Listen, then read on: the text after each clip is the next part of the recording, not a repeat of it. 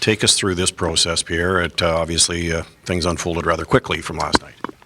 Yes, obviously we came to an agreement last night with Colin White's agents, and we just felt as a group that Colin, through his 3 games for Binghamton, had played some great hockey. We felt that he was someone that was ready, who was knocking on the door of the NHL, and someone, if need be, could definitely help us. In other words, enough of a sample size in his first pro debut to warrant this opportunity. I had the chance to see him live in person on Wednesday. Obviously, Friday night I was at Mr. Melnick's gala, which was outstanding, so I didn't get a chance to see him. And yesterday the game was 2.5 hour difference from where we were in Winnipeg, so I got a chance to see quite a bit of the game on my iPad. And Randy and I we discussed a few times during the game, and it seemed that they were very close. So a lot of credit goes to Randy for working with Kent Hughes to getting the deal done. And for us, it was this was based on performance, and he definitely showed us. He wanted to show us that he could play at the pro level, and he definitely showed us with a short sample in the 3 games that he displayed.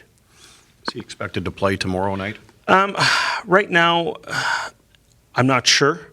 We're getting the contract all filed before 5 today to make sure that he's available for tomorrow night's game, and that'll be up to the coach. We know that. Given a bit of an indication to the coach how he's played, I know Guy will talk to Kurt to find out, what his thoughts are on his level of play down there. But from what we can tell at some point in time, I think Guy has no pressure to play him, but we hope at some point in time that he will get in our lineup. Do you hope that, given what's going on here right now, that he can bring a bit of an injection of youth too, and maybe some enthusiasm? Well, if he was a defenseman, I'd be happier right now. But I think the way he plays the game, he's such a smart player. He brings a high level of intensity and drive. I think he could definitely help our team if he was ever to play. We can't forget what everyone else has done for us so far this year, as far as the players that have played for us. But I think bringing someone, and at the same time, he can see how we do things here, and it can only prepare him as best as we can for next year. And no matter what, if he plays the game or not, the year has been burned. So let's get that fact straight. Okay. So it can also help us for if and when we get in the playoffs. He'll be available at any point in time. How is it? Is it a decision to burn the year on the contract?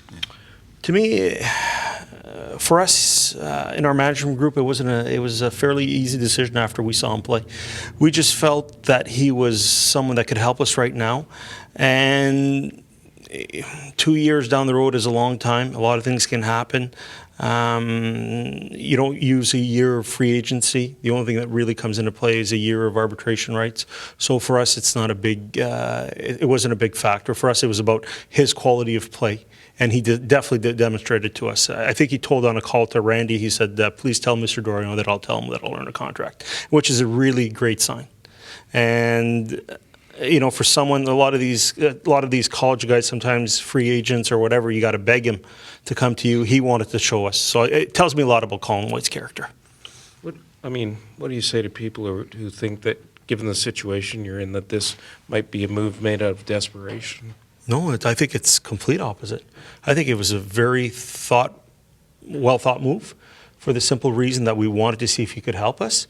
And I think it would have been a move out of desperation if we had signed him without have seen him play pro games. I think it was a well-calculated move, and I felt it's something that, as the head of hockey in this organization, I think it was a very smart move. Because you weren't in that mode last week to want to burn the deal, but is that because you wanted to see him? No, I never said that, Bruce. I think people assumed that we didn't want to burn the year.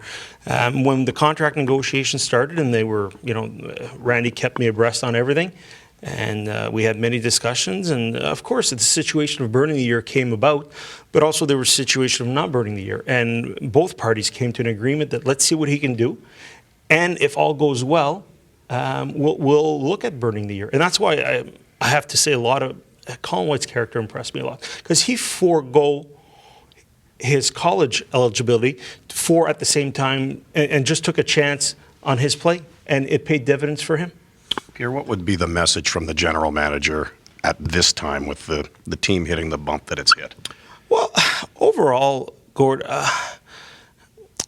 we're still in a pretty good spot. I think we're still tied for third in our, after at 4 o'clock today, we're tied for third in our division.